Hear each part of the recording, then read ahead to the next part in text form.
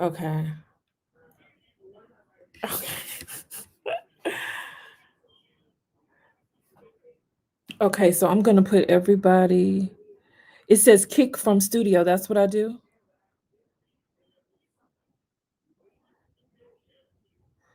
It's not giving me that option.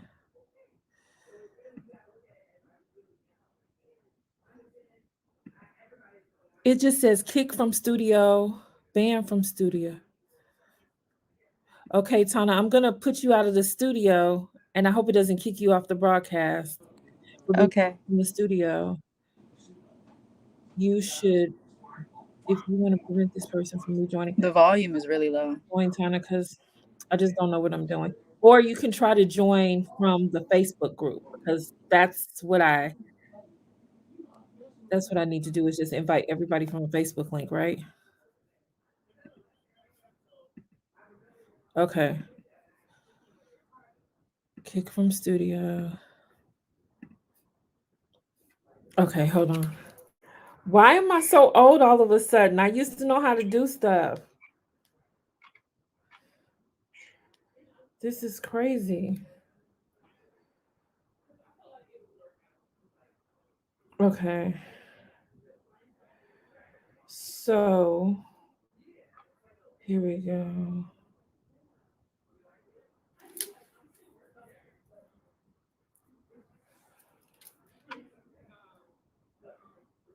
Okay. So Tana it worked or she figured out how to get on.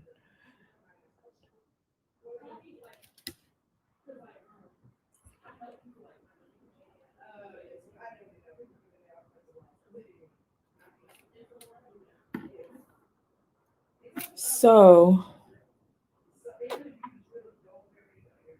do I need to invite them using the StreamYard link or the Facebook link? Milani,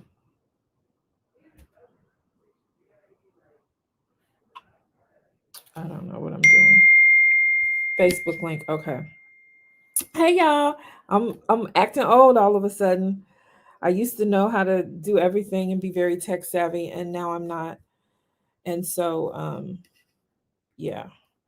So I need to invite people via the Facebook link. So let me do that. Um mhm. It worked or she figured out how to get on.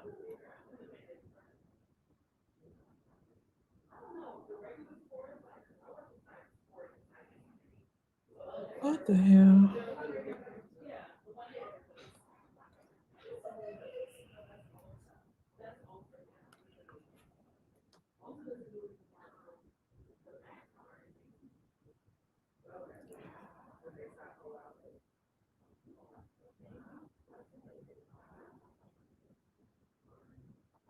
Y'all, I can't find this link to send it out. Oh, I'm so annoyed. Um,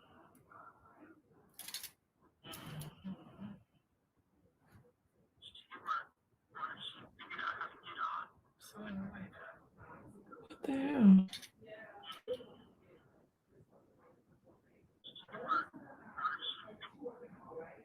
I need help, y'all.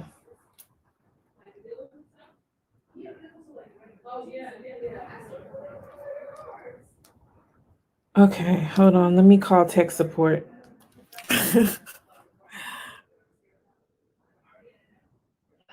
Hey, I don't know how to get the link to send it out to people. Facebook, like when I click on the Facebook post, okay, somebody said, here's the link.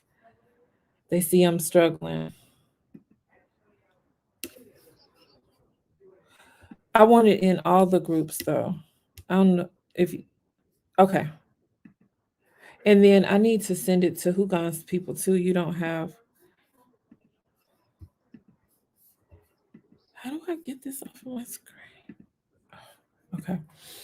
Okay, do that on your end and I'll try to figure it out over here. Okay, thanks.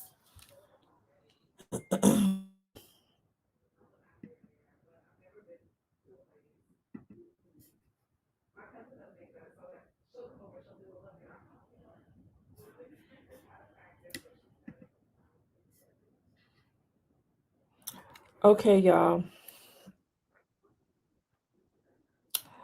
Um,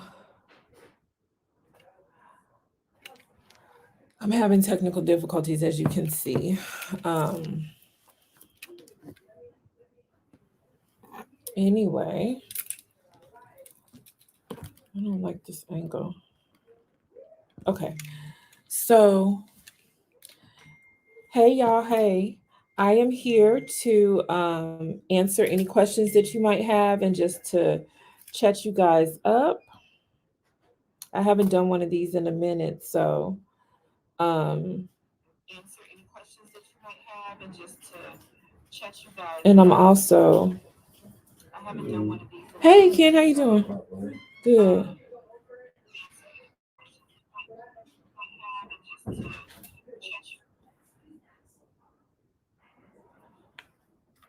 Hi, Love Dimples.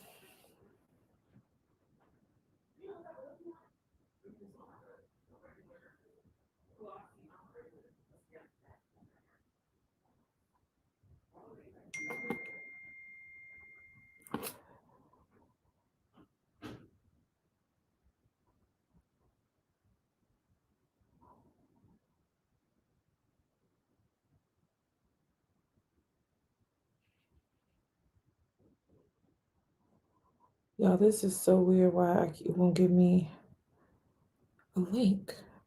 I don't understand.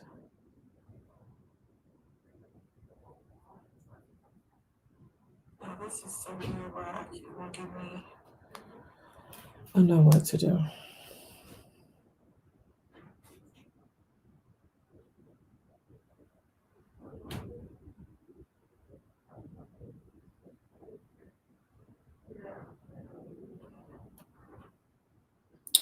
Okay, people are coming.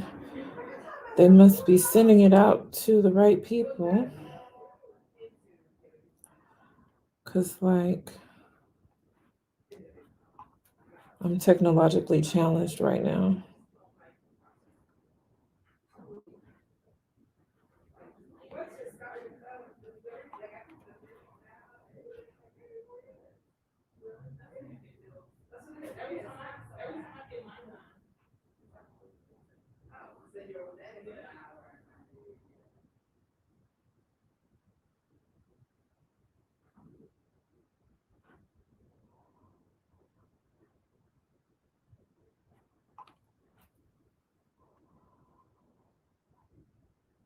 Okay, y'all.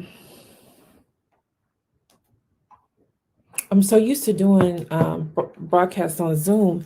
It's weird for me to just be here like talking by myself. So I'm like waiting for the room to fill up, and I'm realizing y'all are not gonna say anything. Um, yeah, so I just wanted to do this live to give y'all an opportunity to ask any questions that you might have. Um, that's the purpose of Ask Me Anything. So, what's up? Ask me something. What's going on? What do y'all want to know?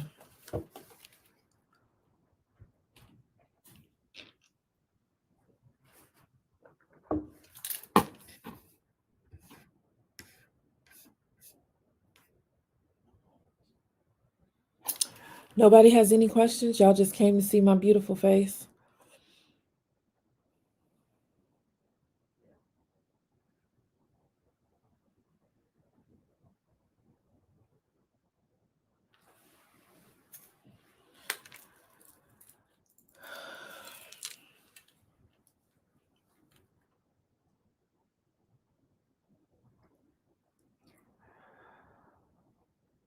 Now, Priestess Saya, you're going to ask me a question that is meant for you. You are the moon follower. Um, Priestess Saya asks, what is good for the partial eclipse um, on the 19th? So, and you're at work, I can't even bring you on here to answer this. I'm going to defer that to one of our moon priestesses. I know for eclipses, Um, hold on one second.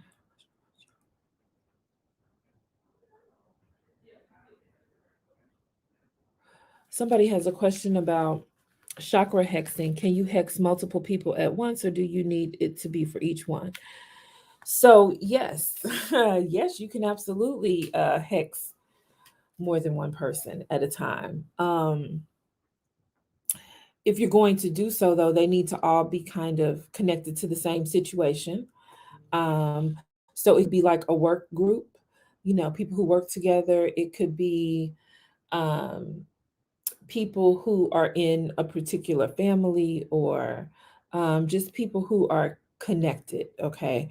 It's just going to make more sense, and you will have less interference, I think, if the people are connected. But if you just mad at a whole bunch of different people um, that are not within the same situation, then you probably need to do something separate. I hope that makes sense.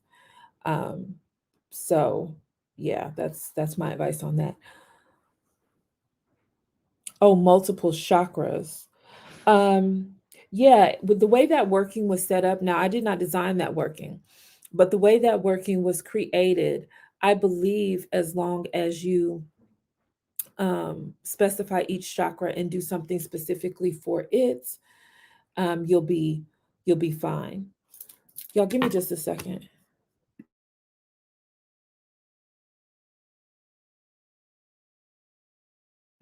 Y'all give me 1 second. I am actually at my business. I need to do something. 1 second.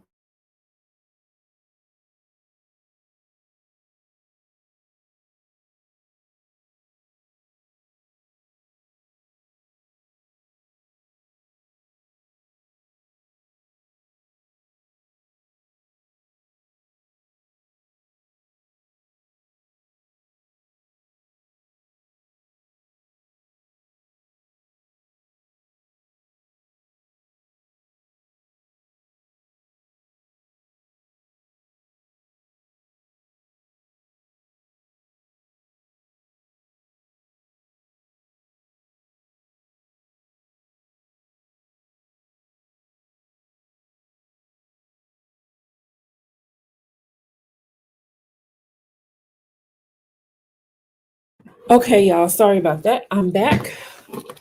Let's see. Do we have more questions? No more questions. Okay, so y'all don't have any questions for me, which is the whole point of Ask Me Anything. So, somebody said they hopped on a little late. You didn't miss anything. We just had one question. Um, my intention was to come here today to answer any questions that you have, but it doesn't look like you guys have any. Um, I appreciate you showing up to support.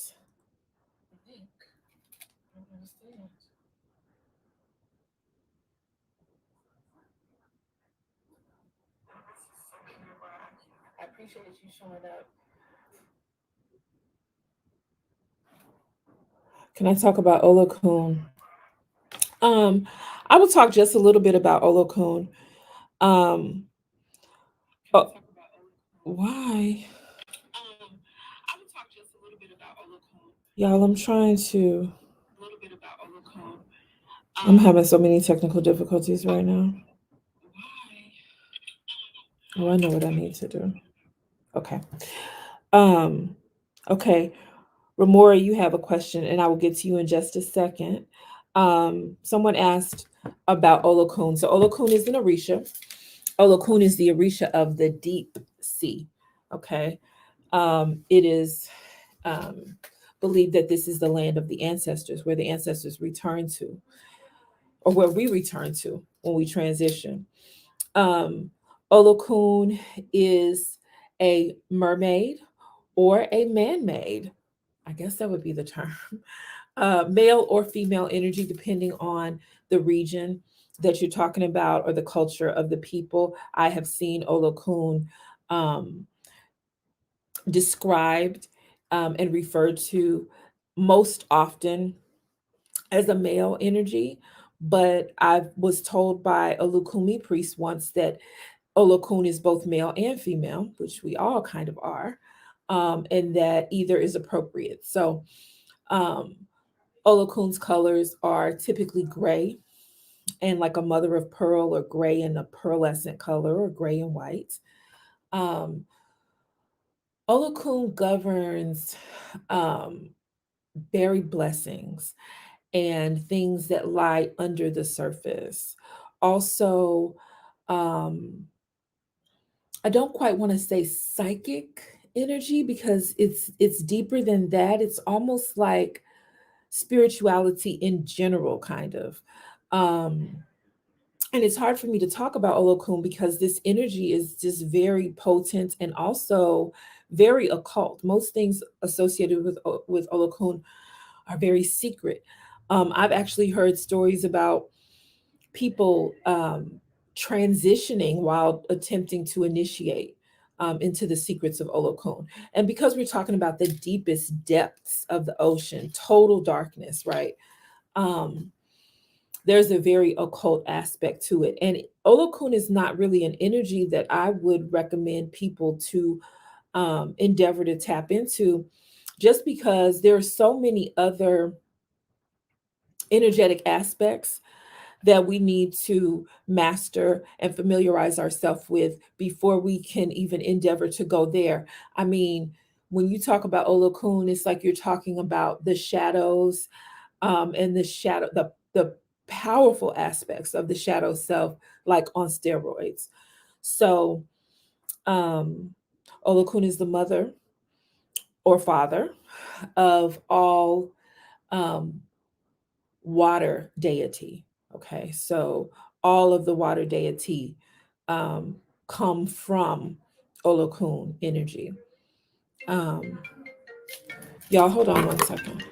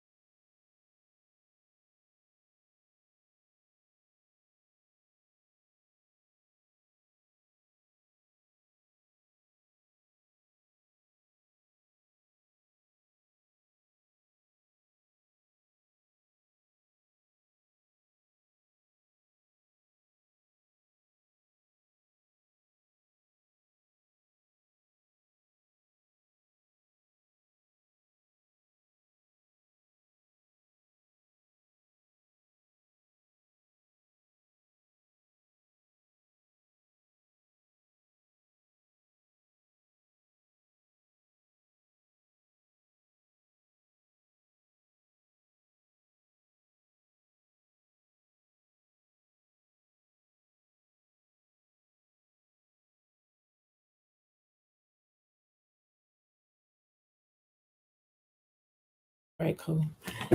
Thank you. What are you doing? Are you filming? I'm doing a live, but Oh, sorry, I'm interrupting. that's okay, man. Did you want to put on close? No.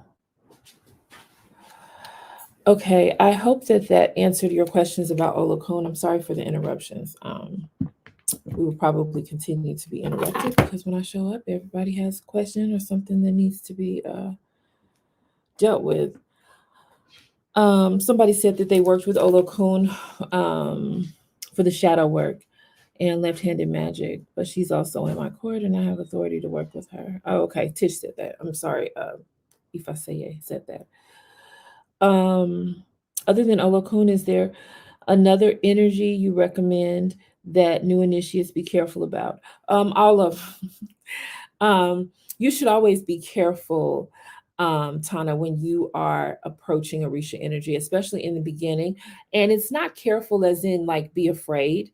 It is more be respectful, and be wise, because a lot, we're talking about energy, and we are talking about the purest and most powerful kinds of energy. We're talking about primordial energy, the causes, the very causes of creation. You know, there's a danger in which people, often over personify the Orisha, in my opinion. And this is dangerous because instead of realizing that you are dealing with raw, powerful, emotionless energy, we want to think about them as, Oshun, the beautiful lady sitting beside the river in a yellow dress. There are aspects of every Orisha that are human, and there are aspects of each and every one of us that relate to or is directly under the influence of Orisha energy. But when you start working with Orisha, as people say, you really need to know what you're doing, because tapping into those energies can have effects in our lives, in our mind, and in our world that we may not be able to anticipate in our inexperience. I'll give you an example. Oya energy would be one. And Oya is a very common Orisha as energies go. We all have heard of Oya, if you're on this path, and we know that Oya brings change. Oya is the winds of change, right? Among many other things. But we typically tend to think about Oya as change. Okay. And that sounds kind of benign, right? Things change. We know that change is the only constant, and all kinds of things are going to change. So you think that by tapping into Oya energy, you know, you might experience some changes.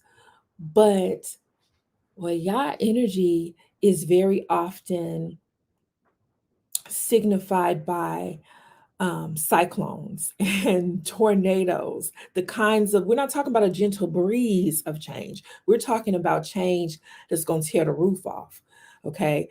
I heard somewhere one time that when you bring Oya into the house, she doesn't rearrange the furniture, she tears the house down. Okay. So it's the kind of change that is that can be destructive, depending on your perspective. So you want to make sure that you are prepared for some rebuilding, reorganization, at the very least, reorganization. Sometimes you are starting from scratch. Sometimes when you tap into Oya energy and you welcome that energy in, conjure that energy, you know, you're going to have fallouts in your relationships. Relationships might end. You might find yourself suddenly in a career change or with an opportunity to change careers, but it's always about perspective, right? And so if you're not prepared for the changes that are going to come and come quickly and irreversibly,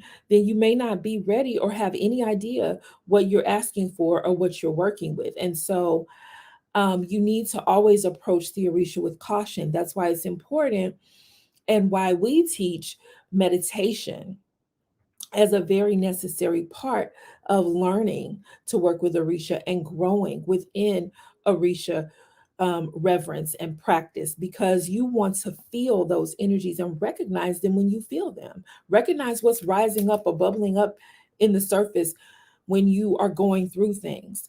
Also, recognizing that energy will help you be able to actually conjure it or pull it down or pull it out and apply it to those areas of your life that need the attention that only that particular Orisha energy can address.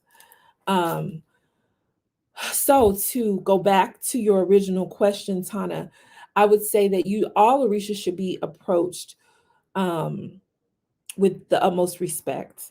And before you endeavor to work with an Orisha, you should pray and meditate to that energy.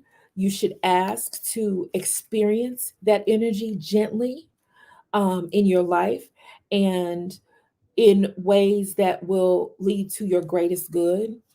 You want to practice prayer and visualization with these energies in particular, so that you can be shown what it is that you need to know about why they are with you at this moment. When you go through your Aleke ceremony with us, um, this is some of what you are encouraged to do. Um, and we have and will be having more classes on working with the Orisha for the Aleke initiates. Prior to that commitment and prior to going through that ritual, I think the best thing to do, like I said, is just to pray and meditate and call on those energies and feel, okay, and allow your intuition to lead you. People a lot of times just want to go ham and just be like, I'm mad at somebody, I need a warrior, let me call Ogun, or let me make Shango a part of this ritual, not really knowing who they're dealing with, number one, and that's very, very important, or how to even call in that energy. And then if you are successful in being able to call that energy in, how do you send it back? How do you close the portal? How do you release that energy? Or now do you just have this iteration of Ogun walking with you indefinitely, um, which could lead to a lot of energetic disruptions.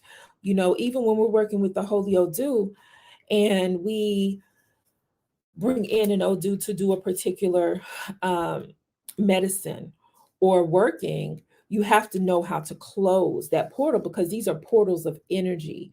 Particularly, Odu are um, call energies. Okay, when you say your own Odu, you're calling, um, you're speaking through that microphone that speaks directly into your destiny and is attached on the other end to a body of knowledge. Okay. And with every Odu, there are positive attributes and there are um, dangerous or tricky attributes.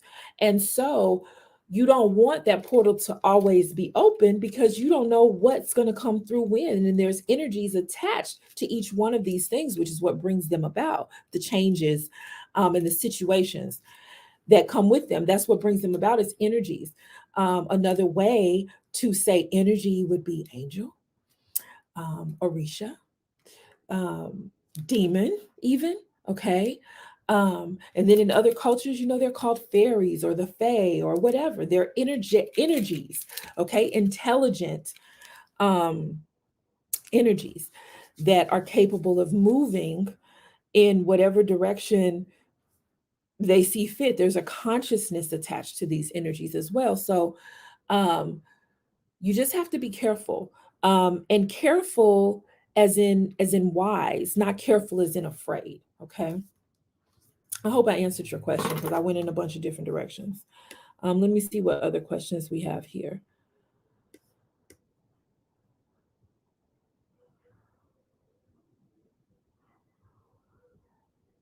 How do you come correctly when dealing with orishas, and how many are there? Okay, so there are 400 plus one orisha. Okay, and the plus one, um, so there's 200 on the left and 200 on the right, and then there is one in the middle, which is which is Eshu, capable of going left or right. But that plus one is also a reference to physics in saying infinite or infinity, because that plus one can be plus and plus and plus. So it's almost as many things as you can imagine, as many things as you can think of, because we are creators, right? As many things as you can create with your mind, there is an energy or an orisha that is associated with that. So that plus one is very, very real. Um, of course, we don't deal with all 401 or 400 orisha. Um, we don't even know them all. I'm not going to sit here and tell you that I know every single orisha. I've been exposed to many. It depends on the lineage that you're coming out of, the region of Yoruba land that you're talking about, and just your training, and even the time period, even the period in history, in human history, you know, which Risha you're talking about. Typically, we deal with um, about 12 in my coven, and the way that I practice, we deal with about 12 Orisha, some a lot more than others. And these are things that you will learn, when you enter our program, and particularly when you initiate into our program.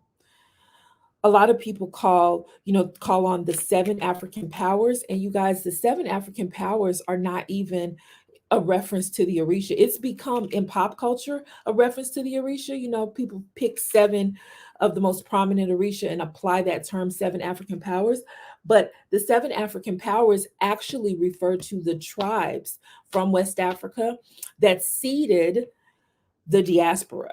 Okay, the tribes that our unique ancestors, us being the descendants of slavery, those tribes. So that's what the seven African powers actually refer to. And y'all Google everything else. Google that. If you don't believe me, read about it. It's not Orisha, but the Orisha certainly came out of these tribes and out of the spiritual systems that our ancestors came from, which is why, one of the reasons why, at Orisha Hoodoo Institute we teach um, African or West African spirituality in general, because depending on which tribe or region our ancestors came from, um, things may have been, were absolutely, not may have been, were absolutely a little different. Okay. So we're talking about, a gumbo of many different traditions and beliefs.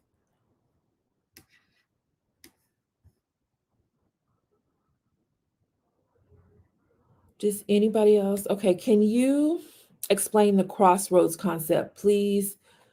Like leaving offerings at the crossroads. Okay, so the crossroads is a very big thing that you will hear about, as particularly in hoodoo, but it also exists in African spirituality, and it's a concept that we deal with in Ifa as well, or the practice of Ifa.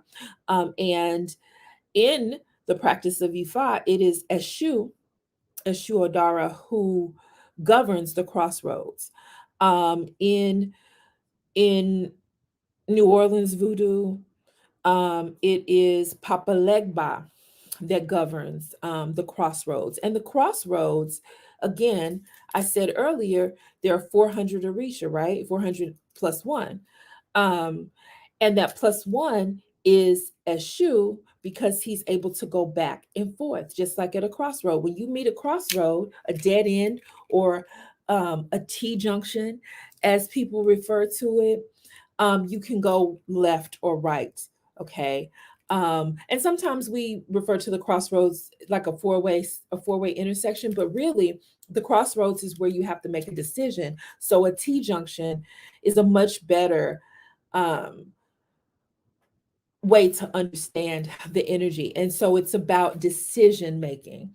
It's about making a choice. It's about choosing a path. Um, and that's what crossroad energy is. You can go left or you can go right.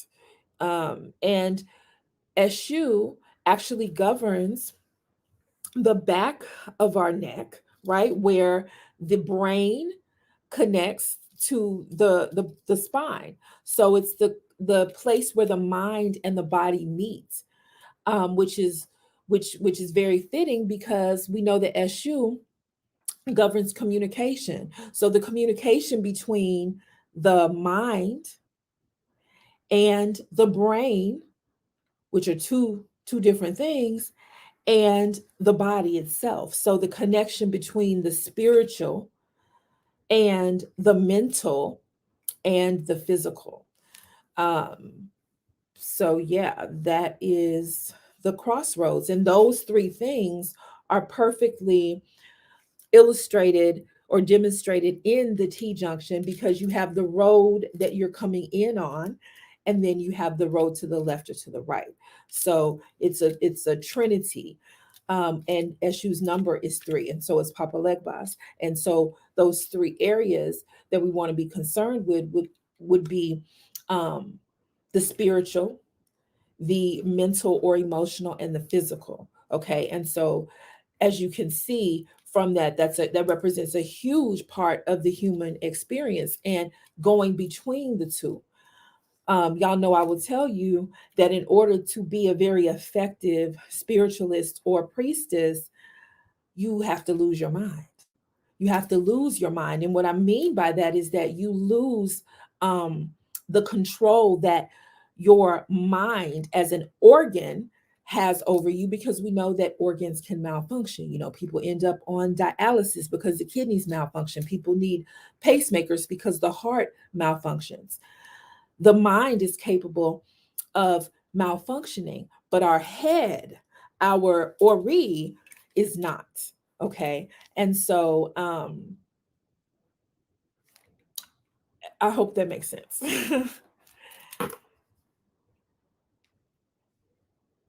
The plus one could include us. No. Um, Not any more than the 400 include you. The Orisha are present within us and all around us. And so that plus one representing infinity really represents the limitless nature of creation, because we know that Orisha are creative energies, right? And so um, they are creator gods, and so are we. We're not necessarily on the same lateral plane as the Orisha. Of course, we're not, because we're dense and we're physical and we're solid and we can see one another. Whereas the Orisha energy, we can see evidence of the energy, but we can't see Orisha because they're not in this plane. So, no, the 400, the one in the 401 Orisha does not refer to us, but it does refer to our ability to co create and to interact with Orisha energy.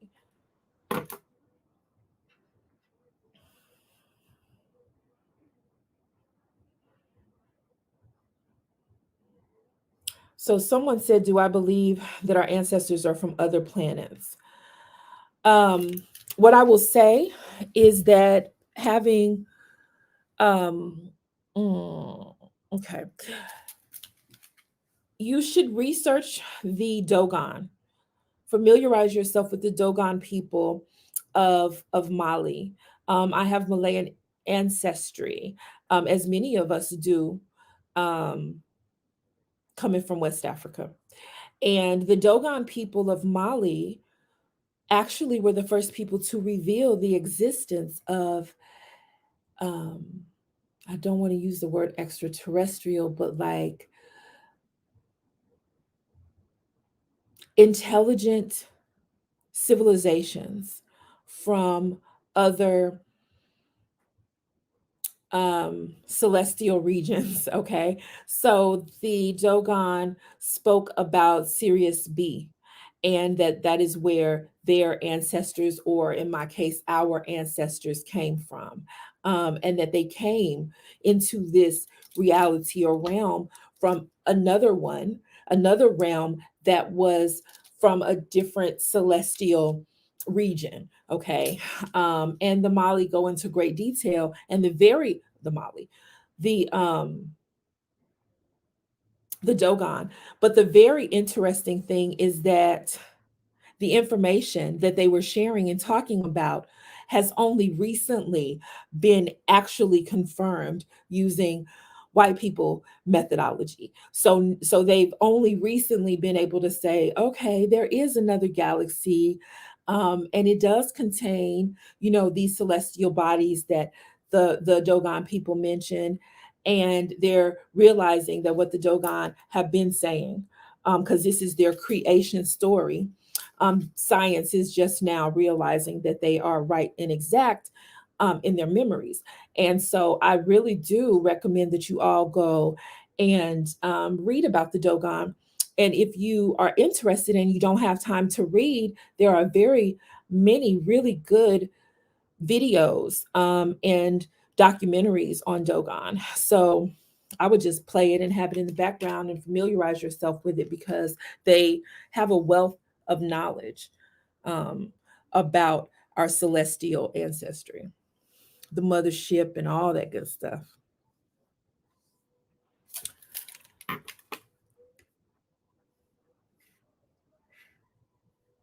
It doesn't look like you guys have any more questions.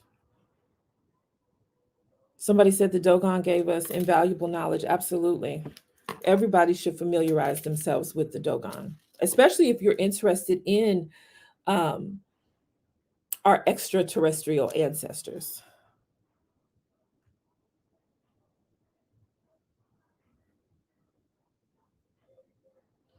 I'm looking for questions in case I skipped anybody. I'm over here on Facebook. I don't think we really have that many people coming from YouTube, so I'm just gonna look at Facebook. It doesn't look like you guys have any questions. Is there anybody that would like to ask a question? And if you'd like to ask your question on the live, you can actually, if you're in my, well, all of you must be in one of my groups. Um, you can actually click on the StreamYard link so that I can bring you on, which I love to do because it feels so weird just talking by myself because I'm used to Zoom broadcast and things like that.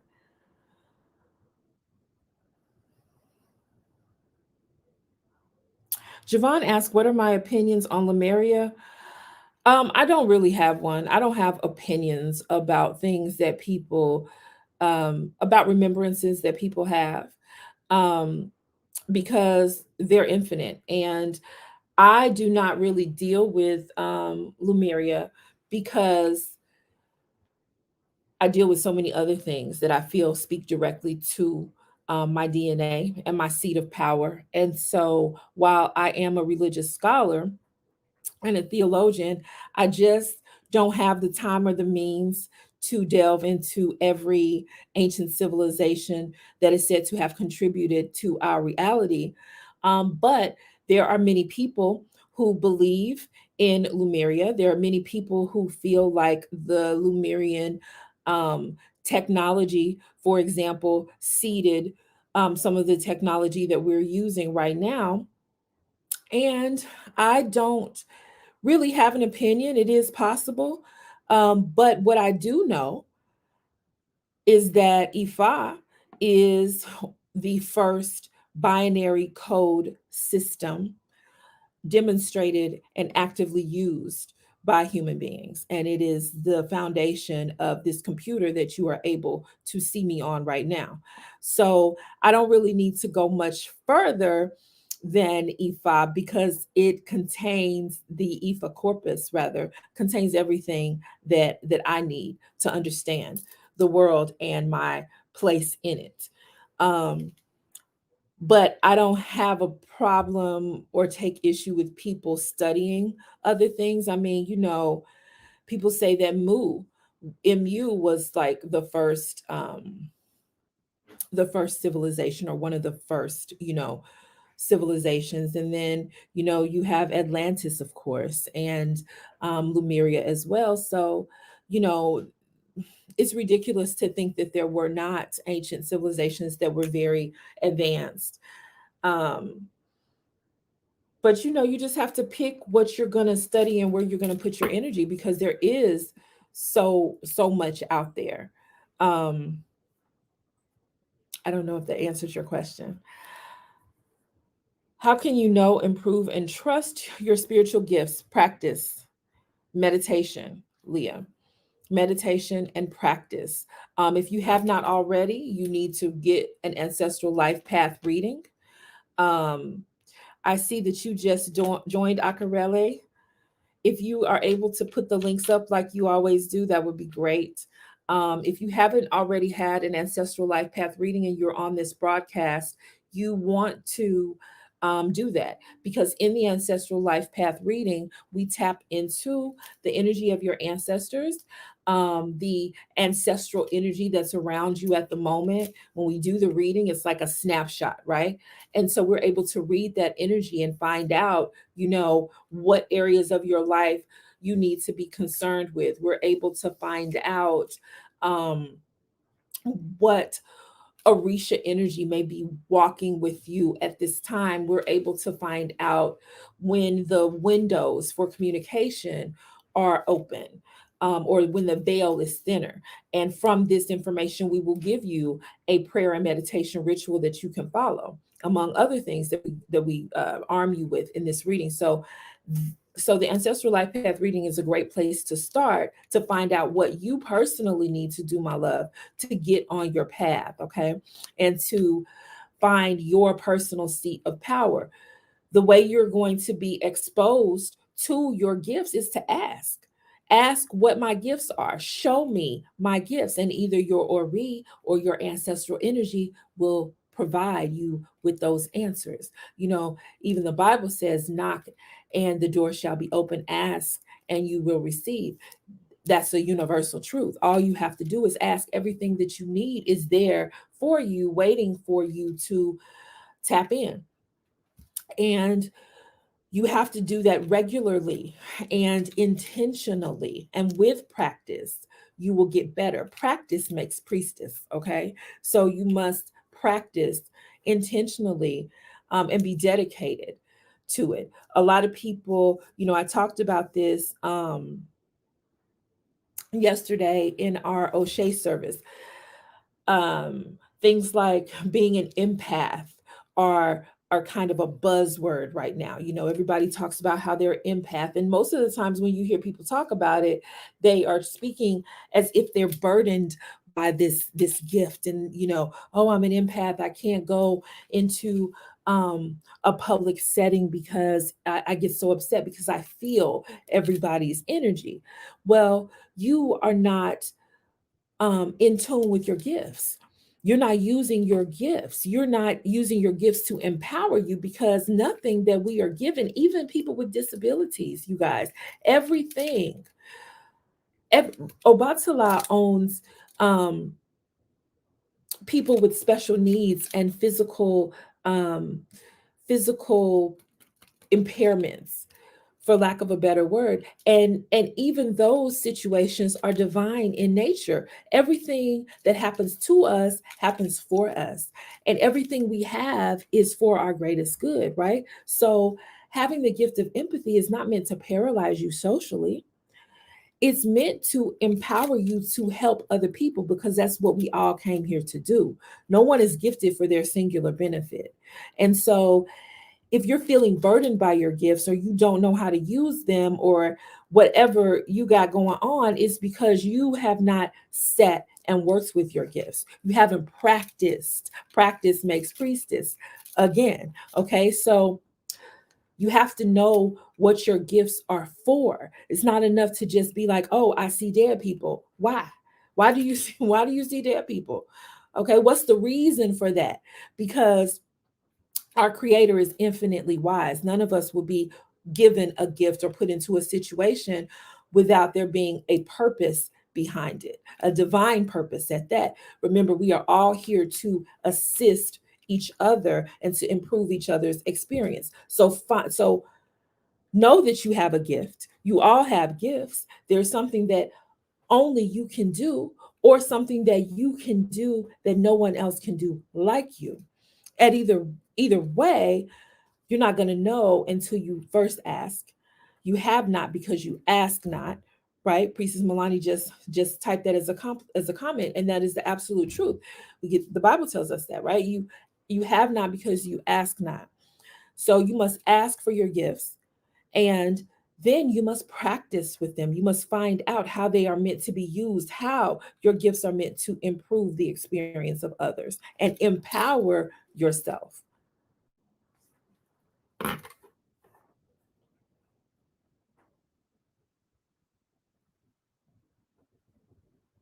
Any other questions? I'm trying to.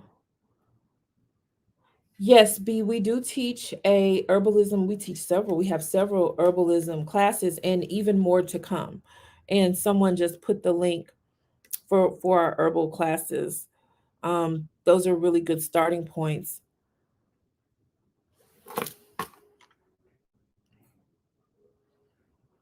Any other questions?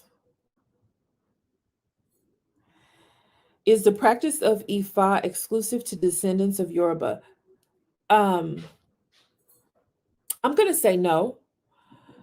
Um, I will say no because I think that at some point we all have enough shared ancestry for it to be reasonable to, and when I say we all, I'm talking about descendants of the diaspora, right? So if you're a person with German and Irish ancestry, I'm gonna say no. I'm gonna say this ain't your stuff, okay? But that being, and I mean the cultural practice, I mean the very cultural aspects of Ifa. But on a esoteric and spiritual level, we are talking about primordial energies and we are talking about the forces of creation. And we have created a world that we share. And for that reason, I know that Orisha energy is present with every person. Now, depending on the culture that you come out of, that energy may have been um, described by ancestors of that culture in different ways. The Orisha may have been given different names. Um, Different, there are different pantheons within every culture and civilization, and I think that that is true. Or that you will find the Orisha wherever you look. I've been all over the world and I always manage to find God and find Orisha, which is why I've never been one who couldn't go into a Buddhist temple, who couldn't go into a Hindu temple, who couldn't. I've always been very comfortable traveling between belief systems and familiarizing myself with different belief systems, which is why we are the Orisha Hoodoo Institute, because I know that God is, full stop. Okay. God is, meaning God is everywhere. God is in everything. God is working with all of us everywhere, every day, all the time. And so I don't get caught up on traditions and labels and rules. There was a group you guys probably saw that had a whole lot to say about what we were doing um a couple of months ago, and I wasn't bothered at all because I know that policing religion and policing God is a human function. And it is so ridiculous and small minded because we can't even fathom, even those of us who have devoted our lives to the practice and pursuit of God and spirituality, cannot even begin to fathom the reaches of God in creation, much less our own lives. So for someone to say that this is the only way to talk to God and this is the only way to interact with creation and this is how you have to do it or you're doing it wrong is ridiculous. Anybody that says that, I would never trust a word that they have to say because they are actually be so behind reality in their understanding of God. You cannot put God in a box, nor can you put the Orisha in a pot. Okay. As a devotee, you can have a pot or a vessel through which you interact with Orisha energy, but you have to know that that's not the sum total of the Orisha energy. And you have to know that that's not the only way to contact and interact with that energy. It is a way, and it is a very effective way, and it is a way that we respect and revere because of the time and the absolute love that has gone into um, the preservation of that practice and that way, but it's not the only way. Okay. And so, to answer your question, my reflection, you can work with Orisha regardless of what your actual DNA is. However, I think that a person who is completely unconnected culturally to Yoruba culture may run into difficulties, even on a spiritual level, because there are other energies that are going to be more appropriate for that person to tap into. There are other sources that are going to be more appropriate for that person to tap into because their DNA is coded for that. Okay. And so that's my answer. You can if you want to, but it may not work out as easily or as effortlessly as you want for it to. And a person is going to probably run into some serious cultural and racial fuckery trying to connect if they just don't have the DNA to support it. Okay.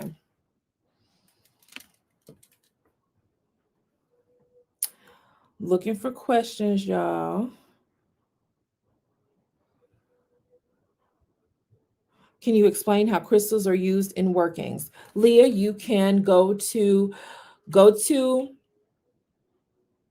our calendar, our website. That is not, I don't want to send you to African Magic School, which you can go there. There's so much really, really great information, but I actually want you to go to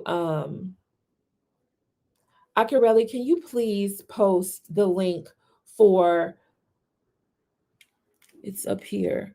Please post the general link for my calendar. And from there, they're able to see all the classes that I have versus African Magic School. Because African Magic School is everything that we have at BSN, which is really great. But my full content is not on that site. Yes. Yes, Sakarelli, to answer your question.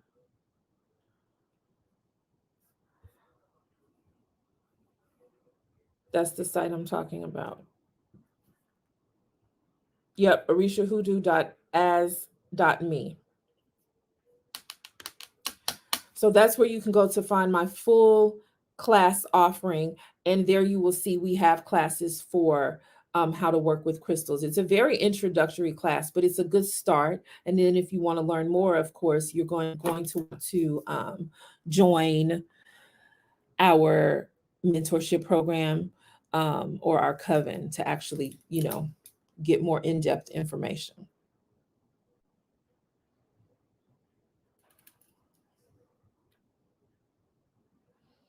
Okay, Tana says she's 33% Nigerian.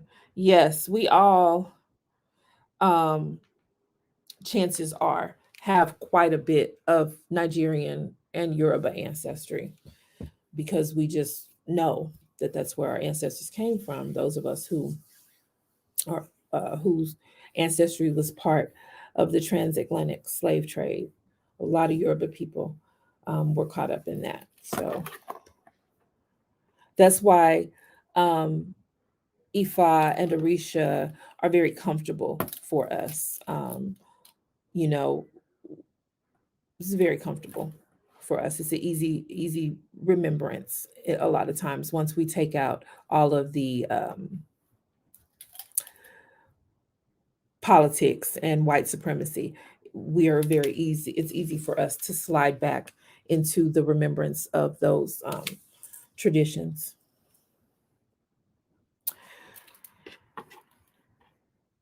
Any other questions, you guys? Come on. Get me while you got me. We have the fourth and final installment of our Healthy, Wealthy, and Wise Millionaire series coming up on Wednesday.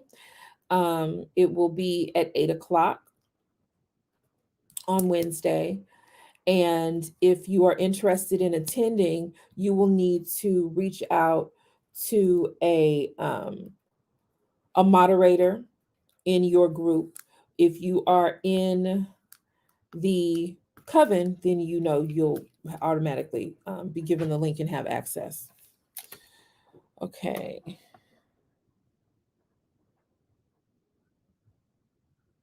Javon is saying that she's Nigerian as well, 39%. Yeah, that's going to be very common among descendants of the diaspora to have a whole lot of Yoruba DNA, Yoruba ancestry. We cousins, y'all.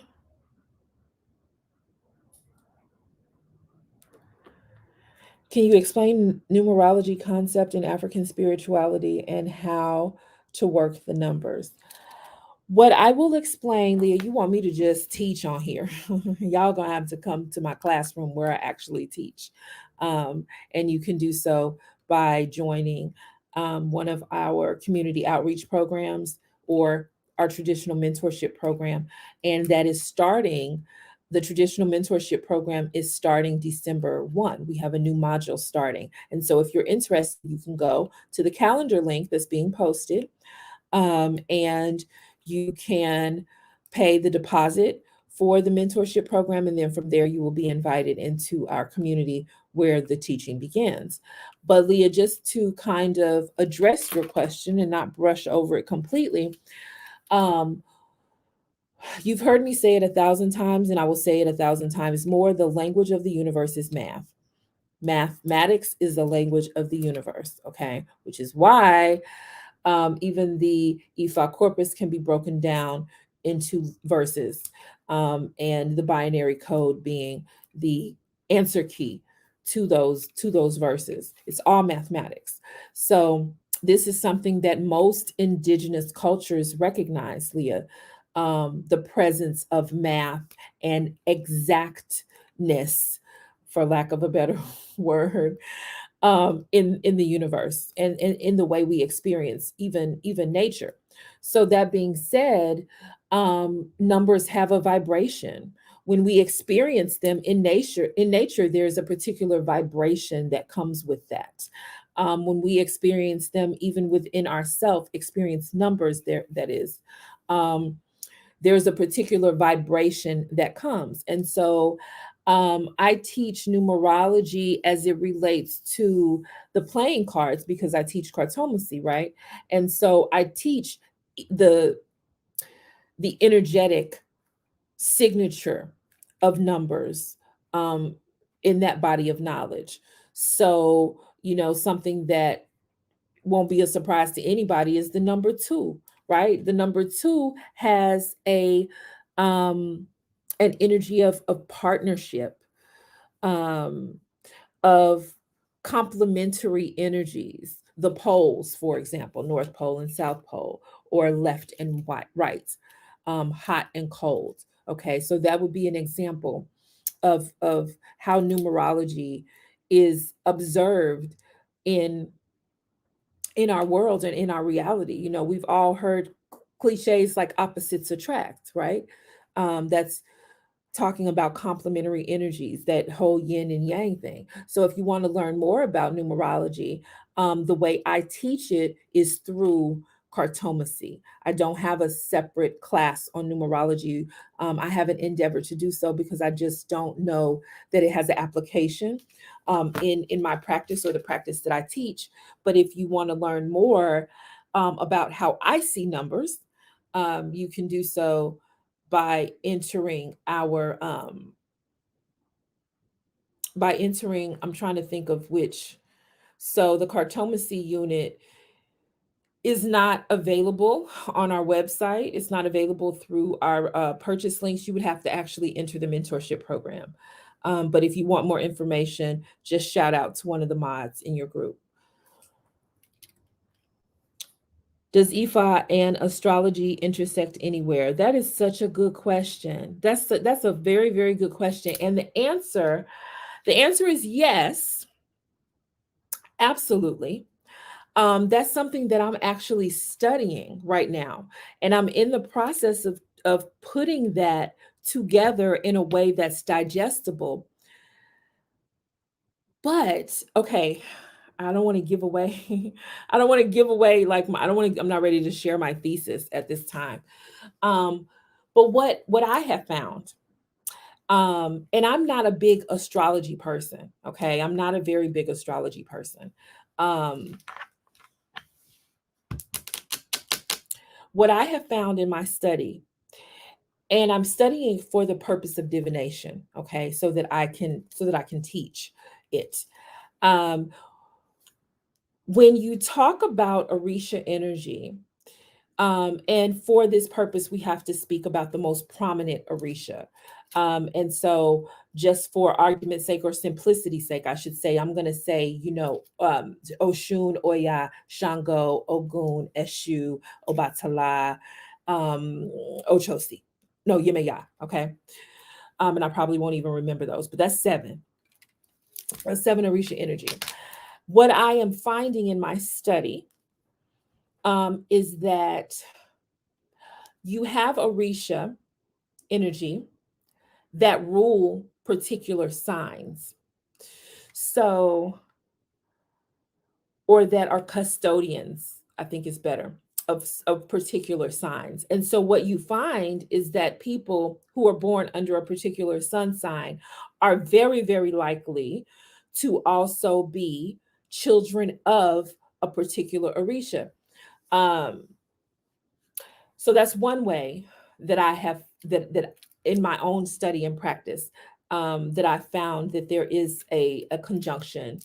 Um, and then when you talk about creation and you talk about the Orisha that govern certain aspects of reality, you will also find that same energy visible and available in the way we have geographically carved up the sky. Okay. Um, so it's a process that I am still studying.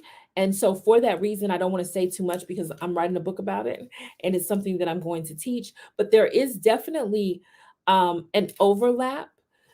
And of course, there is, because as I said earlier, we're talking about universal truths. So, no one culture is just making something up, y'all, which is why it's so ridiculous, again, for people to fight over religion and for people to police religion, because the truth is full stop. And God belongs to no one and everyone and is everyone. And so, if one culture recognizes the influence of celestial bodies and celestial phenomena and events on the people of their culture, and they write about it and they note it and they teach it, you have to understand and just know that other cultures have done the same things. Now, what we observe may be different because guess what? The sky is different in different hemispheres, right? Um, and depending on at what point in their history they begin to deal with that knowledge, there's going to be a difference, because why? The sky changes, okay? However, that act of understanding the influence and the notating that relationship between the celestial atmosphere and climate on people is something that every group of people has done throughout human history. So, yes, there's absolutely an overlap. What it looks like, how we can use it to improve our experience, is something that I, as a scholar, am studying and working with right now. And so, as soon as I get to a place where I can talk about it, I'm going to be so, so, so excited to do so. But I'm just not ready yet. But I encourage you to make that a part of your study as well, because if it's a frequency that I'm picking up on, it's something that I'm studying and working with, it's something that's out there that we need to, for all of our sake, wrap our mind around and understand. So I encourage you to get in there with me and see what you can figure out about it and tell somebody.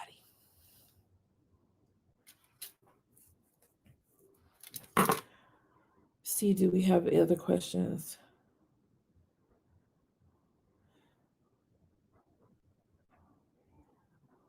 Oh, Priestess Milani, that was your question. I'm sitting here going on and on like I'm talking. It was still a good question. That was still a good question. Um, how did my interest in these things start? Girl, I just woke up like this, like day one. um, I've been obsessed with God since I was a small child. Um, it's just a part of, it's a part of who I am. It is my destiny. When you read my chart, you see that if you know how to read charts and predict or prophesy based on that, then you'll see that it is written, in the stars for me to do this work. And before I knew any of that, I was just obsessed with people's relationships with God. When I was a child, I thoroughly enjoyed going to other churches and worshiping with other people because I was absolutely fascinated why people did it different. Why everybody called it church and everybody said they were talking to God, but they did it so differently. And so that curiosity and fascination just stayed with me. And so as I got older, I am blessed to have grown up in a family that had the means and the mental fortitude to deal with my curiosities and my questions, and the means to send me abroad to study and to learn, and to be exposed. And so this is something that I've always done. I've always traveled and studied and written and taught, um, what I've learned and what I think. And so I just got started when I got born. That's what happened.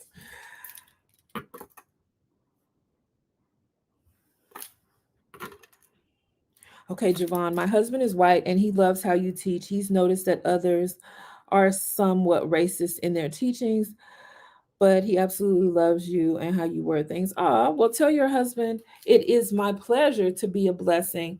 Y'all, racism is stupid. It's stupid.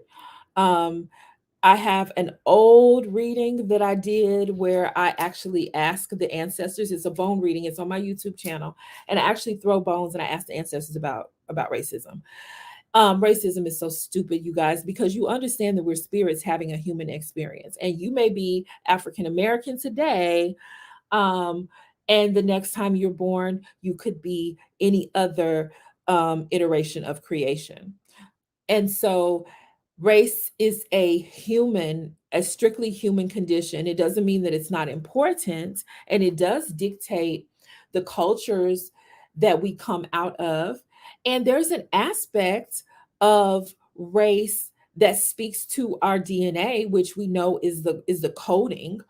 Um, is celestial and like scientific coding of who we are, what kind of um, being we are, but it's such a small part. Even, and y'all know I'm always saying mathematics is the language of the universe. Even within our own DNA, do y'all know that the genes that determine race are just like a fraction of a fraction of a fraction? Okay, we're so much more than our skin color, than the texture of our hair. It's just very ridiculous, really, for people to get caught up on that. But understand that that's political too. It's very political because when you look at ancient civilizations, human beings by nature are tribal. And there's nothing wrong with that. We are tribal. We identify ourselves by our people. That's a human characteristic. But it is only when those differences are the cause, or never really the cause, but the scapegoats, or the excuse for exclusion and war, that we have a problem. Ancient places like, um, well, Babylon's probably not a really good example because we have a lot of bad shit coming out of Babylon. But in many ancient civilizations, cultures and clans worked together, interacted with one another. Human nature is going to dictate that there is some prejudice, but racism, the way we experience and the way we have experienced it over the last 600 years the um, under the reign of white supremacy, is something that's very different, and it is absolutely political. But I think that there's a spiritual aspect of it too.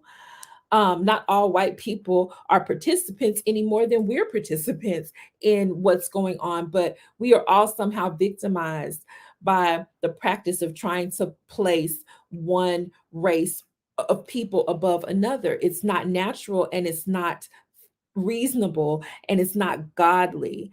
um, if we believe in God and we know that God created, that we collectively as God created this experience that we're having for our enjoyment, um, then we know that racism is like a whole other thing, you know, that it's a wild card that exists in the polarization of energies, which is a natural part of what holds things together. So it's kind of like one of those fucked up things that we just have to deal with, and fight against, because it's not helpful for anyone. Um, it's not helpful for anyone. It doesn't help anybody, even the top. Well, let me not turn this into a political conversation, but I will say that spiritually, it's ridiculous.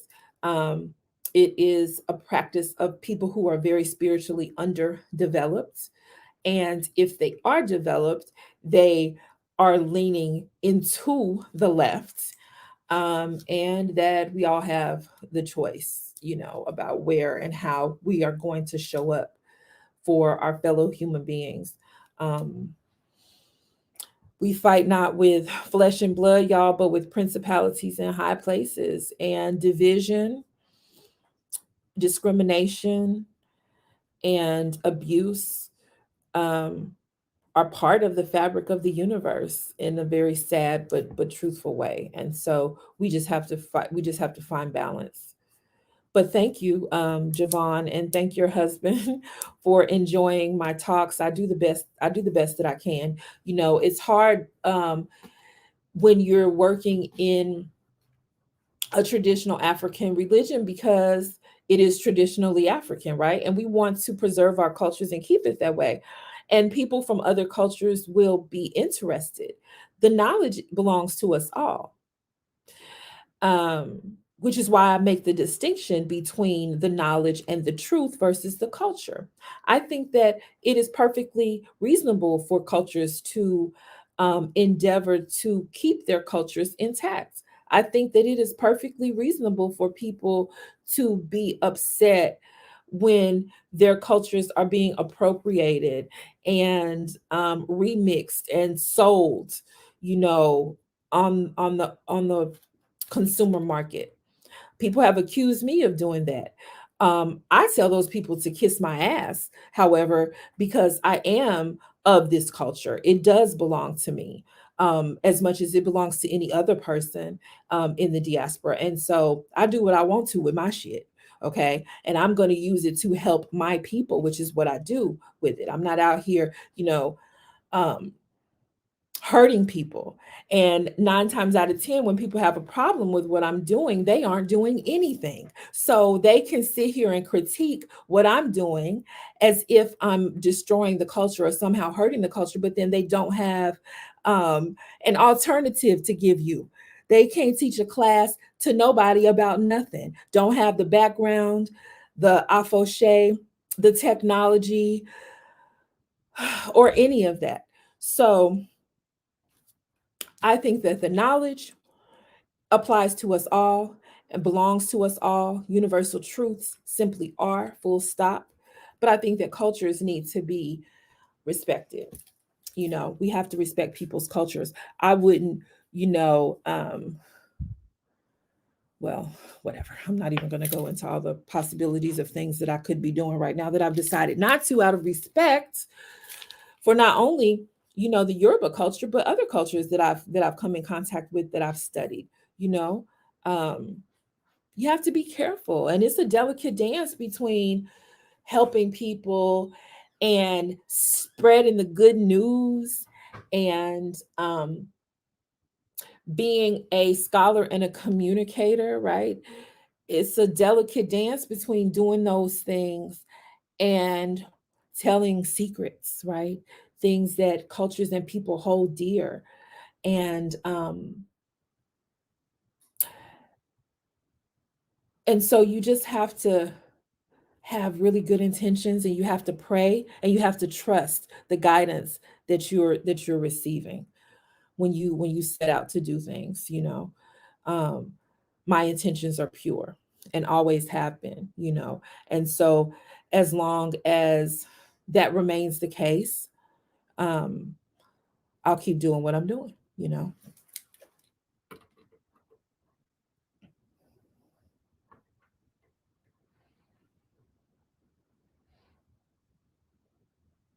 Does anybody else have any questions?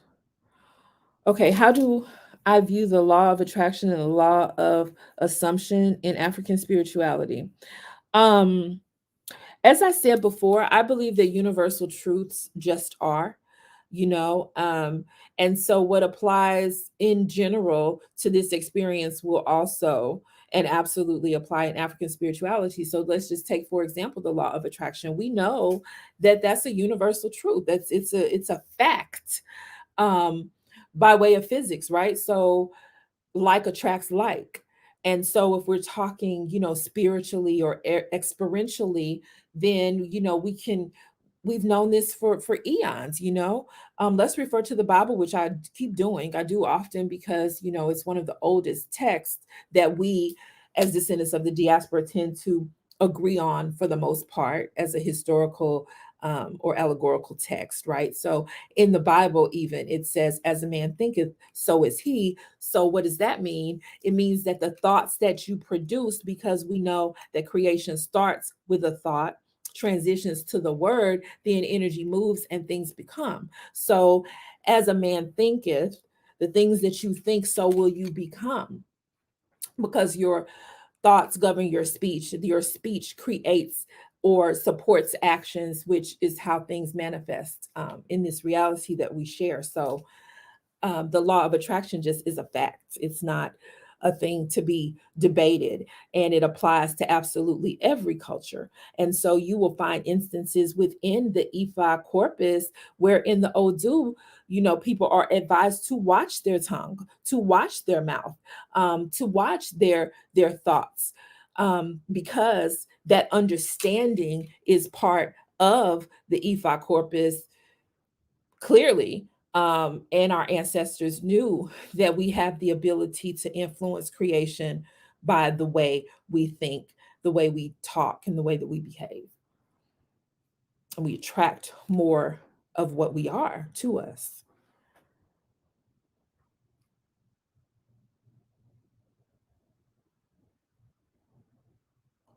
Let's see.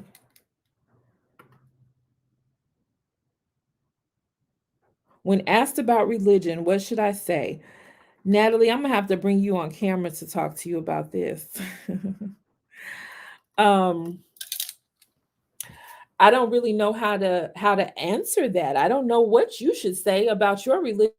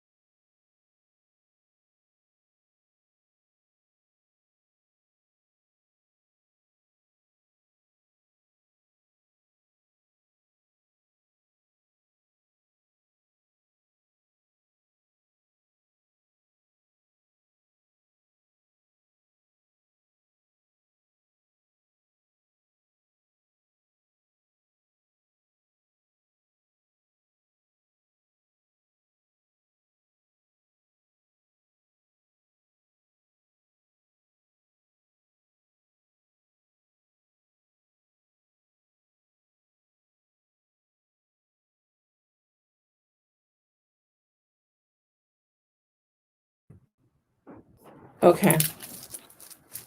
Hopefully I'm back. Can y'all hear me and see me? Internet started tripping.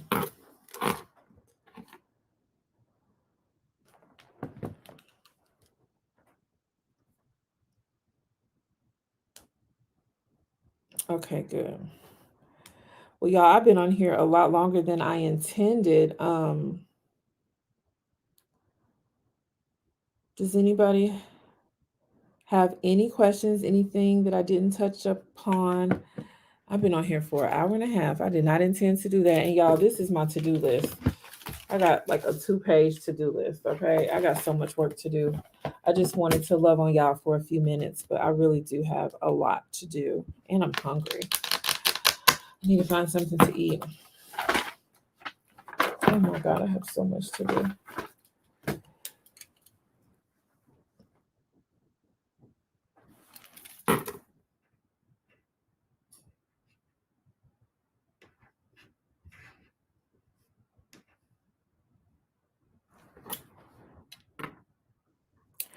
You missed the religious explanation. Now you know good and well, Priestess Melania, I'm not gonna be able to remember what I said. She asked what religion should she tell people. Okay. So I was saying that religion, the word itself, means something that is done over and over again, right? To be religious is to repeat something. It refers to rituals, which our practice is filled with. We love a good ritual. But those rituals, understand, are okay. What is a ritual? Our rituals were created and have evolved through ancestral experience of working with deity and the forces of nature. And so our ancestors um, did things in a particular way because experience taught them that if they do things in a particular way, they will get a predictable result. And so we are always looking for predictable results. We want to know that if we do something, it's going to work, and it's going to work like this. Okay. That's really what religion is based on. That's why in religions, we do things on certain days. Okay.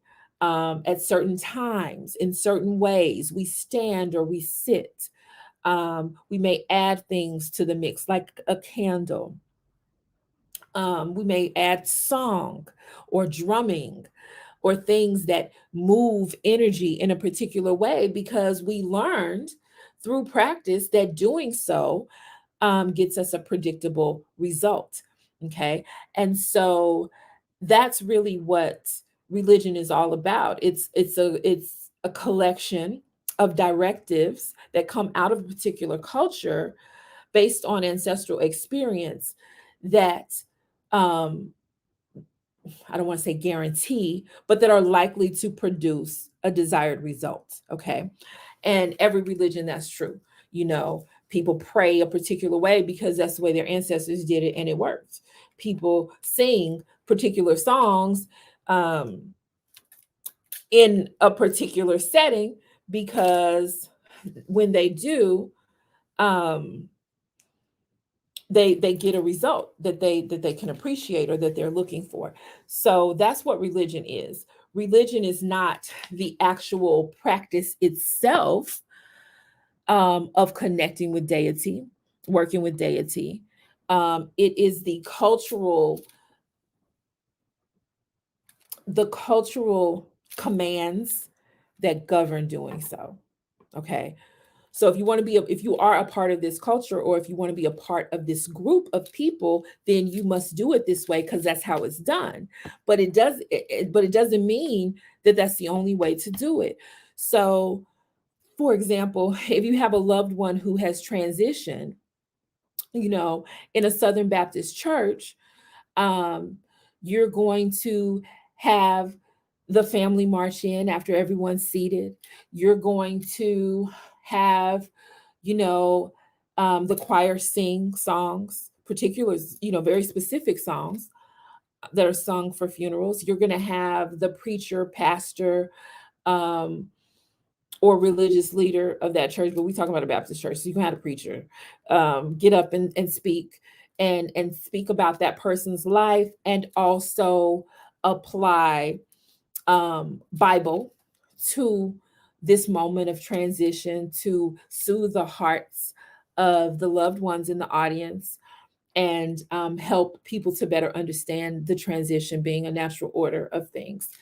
And you may have a few people get up and speak about the person's life to help us all feel good, also to edify the spirit and the echoes of energy of that person that remains. So um and then we'll have a repast and we'll fellowship and all eat together after the person has been buried. Okay, so that's how we lay people to rest in a Southern Baptist tradition. That's a very loose explanation, right? Description. You take another culture. I want to do justice to a particular culture, but I have so many different things running through my head. In another culture, for example, the person may be buried immediately. Okay. um, that body of that person may be wrapped in a particular solution cloth that's been soaked in a particular solution, or just white cloth in general. That body is wrapped up, and that person is buried, placed directly into the ground, or maybe in a very simple box. Here in the US, we do these outlandish coffins that cost thousands of dollars. But in other cultures, it may be much more simple and much more immediate, right? So the person transitions, the family comes together. Oh my God, they died. We prepare the body, we put the body in the ground because they have to be buried. They have to be returned to the earth, right? Immediately, as soon as possible. So within a day or two at the most of that person transitioning, the body's buried, right? But the funeral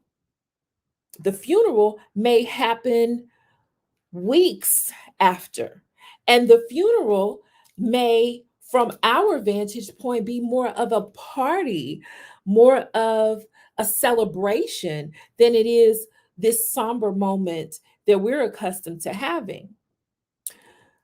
Why am I saying all this? I'm saying this because in both scenarios, whether um, we keep the body out for a week, which is what I'm saying, which is typical in the southern US where I'm from, right? We keep the body out for a week. The body's at the funeral home, they're being dressed. We have this very elaborate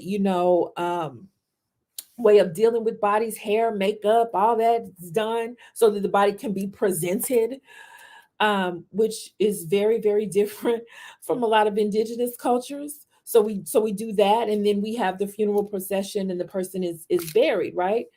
And then we eat together, and then that's done. It's over with, right? So a week to 10 days is the process, that we go through when we have a loved one that transitions. Well, in another part of the world, like I said, the body's buried immediately, but then you have this long drawn out process of collecting money and collecting food, and everybody getting the same cloth, and then outfits are made because everyone must dress alike, and then musicians and drummers and people are called from other regions to come in to play, and you literally have a 2 to 3 day event for this person who may have died a few months ago. In both of those situations, the person died.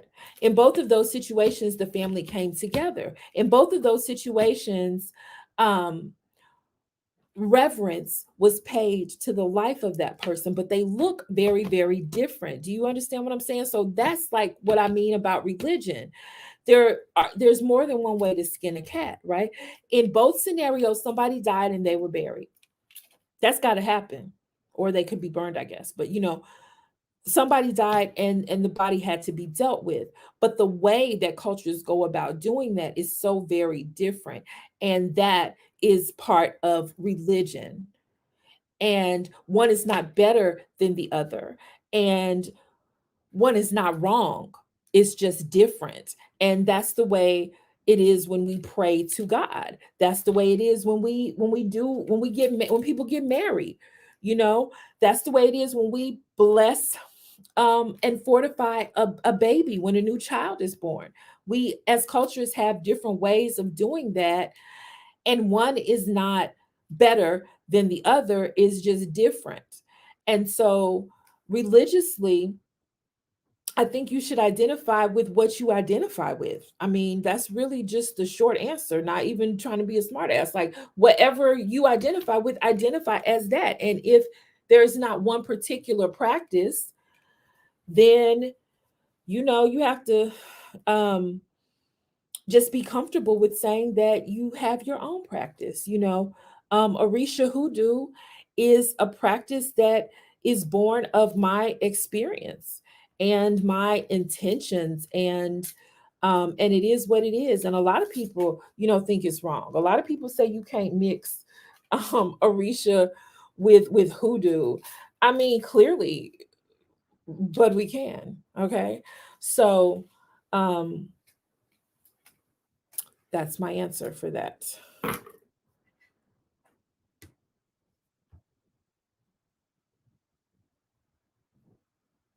Speaking of prayer, how should we pray? Yes, there is a very certain way you should be praying, and you will learn to pray within our mentorship program. We have several classes on prayer, and it's one of the most introductory things that we do in our traditional or paid mentorship program. You can also join our, can somebody please put the link for L0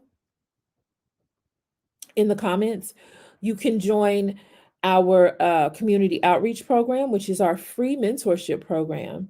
And from there, you can move through the process and you'll be exposed to our prayer philosophy. Okay. Oh, you're in L1. Okay. All right, babe. Well, just stick around. You'll learn. There's so much to learn. There's so much to learn, but we do an exhaustive dive into the practice of prayer, and it's not something that's one and done. You'll continue to be tutored and advised on how to pray.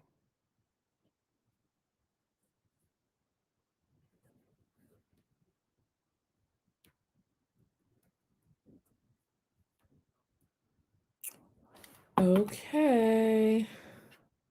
Anybody else? Is there anyone that would like to hop on the screen with me and say hi to the beautiful people? Priestess Milani, are you available or interested? Anybody? I know some of y'all are at work and stuff, and that's fine if you can't. Okay, it doesn't look like we have any more questions. I know there's a bit of a delay, so if we don't have any other questions, I am going to end this broadcast. I'm sorry about the little hiccup that we had. It bees like that sometimes. I thank you guys so much for joining me. Y'all know that I love you truly and deeply and timelessly. And here is Priestess Milani. I'm going to just bring her on. Um, add to screen. Hey, girl, hey. Can you guys hear me? Yep, I can hear you. Great. Hello. I'm on a small break from teaching, so here I am.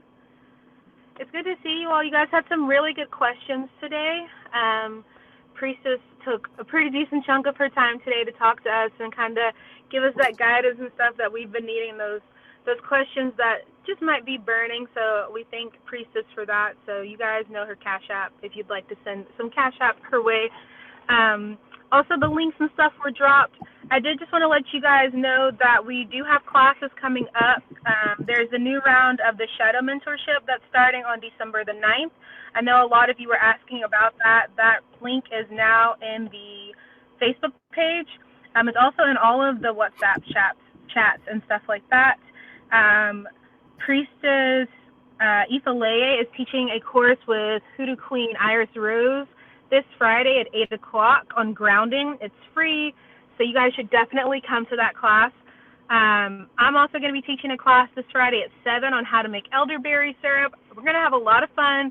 You guys are going to get to come into my kitchen and we can do some kitchen witchery. That's going to be a whole series that I'm going to do, so I'm going to be really excited to work with you guys and do that. Um, but yeah, I'm super excited about all the things we have in the pipeline for you all coming up in the new year. It's going to be really good. I recommend you guys get into the outreach program if you're not, and to get into traditional mentorship so we can really be more hands-on with you guys and guide you in your practice and where you're going with your practice. Thank you. Thank you. We do have some really good stuff coming up, y'all. I apologize for not being so tech savvy because I really want to. I'm not going to get off of here before I post the links that I want y'all to have because people don't understand, I guess, what I'm asking for. Um, Priestess, can you talk a little bit about how have you experienced astrology? Somebody asked such a great question earlier. And I couldn't talk too much about it because the project that I'm working on, I don't want to give away too much about my endeavors, but someone asked about the overlap between Ifa or Orisha and astrology. And I'm just thinking now about how much of an overlap there is in cartomancy when we read the cards. Do you have anything that you can say about that? Because I thought that was such a great question. Priestess, that was my question. That's right. That was you. I keep forgetting. It was such a good question. I wanted it to be from the people. It was your ass. Never mind. I should make you talk about it because you're in a better position to talk about it than I am. I'm not an astrology person aside from the studying that I'm doing now for this project. It's hold on. Hmm? You're breaking up now. I forgot that was you, Milani. I'm so mad at you. Trying to make me work hard with that good ass question.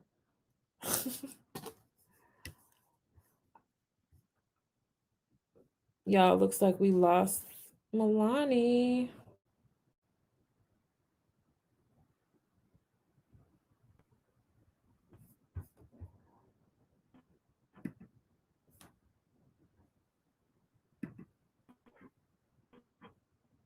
You're still frozen, babe. I'm trying to add you back, but you frozen.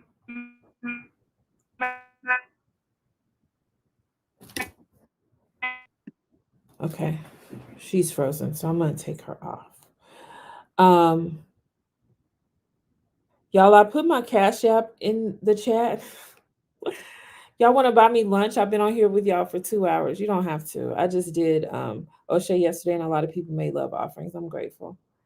But they're always appreciated. Um, I'm just going to put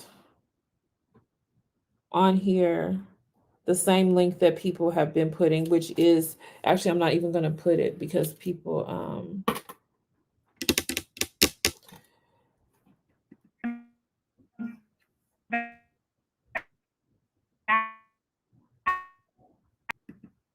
girl, we can't do that. Y'all go to Orisha hoodoocoven.as.me, okay? /. Okay, there you are. Hey guys, It wasn't working before, girl. It was can you guys working. see me again? Yeah. Can you hear me? Yeah, I can hear you. I can hear you. Okay. So I was just talking about astrology. Welcome to my house. I was just talking about astrology, and I love astrology and everything to do with it. I've recently been diving into how to read other people's astrology charts. And once I get that down, I hope to be able to offer that to you guys. But that's something that I've been studying. So I've, really been interested in how I can incorporate that and work that into my practice with Ifa and hoodoo and stuff like that. So yeah, I love astrology and the stars and the constellations and just plugging through it, and I incorporate that a lot into my magic and my practice. So Yeah. I recommend that you guys do the same. It's important to kind of layer your magic, layer your work so that you can bring in, multiple energies and multiple ways to source your magic, because the less of your own that you have to put in, the better. Mm-hmm. So yeah, figure out those ways to like layer your magic. Agreed. So we told them about the class grounding. There's a grounding ritual coming up. There's the elderberry syrup class coming up. There is a second round to um, shadow work that's coming up. Um, what else am I leaving out? Oh, Wednesday night we have the final. Round of mentorship. Oh yes, we have mentorship coming up December 1st. A new module of mentorship starting, and then Wednesday is the final installment in our millionaire series, the Healthy, Wealthy, and Wise series, and we have an amazing guest that's going to be talking to you guys about how she made money in real estate. So we have a lot of really good stuff coming up, you guys. We work really, really hard as a collective to put together content and material that's going to be useful to you guys. We don't ever want to um, shout into empty rooms or bore you. So please let us know what kinds of things you would like to learn. Also, be prepared to actually come and learn and exchange energy with us. And, we will keep doing this as long as it's good. And right now, it's pretty good. So we thank you. And Yeah. if there's nothing else, may the ancestors watch between me and thee until we meet again, you guys.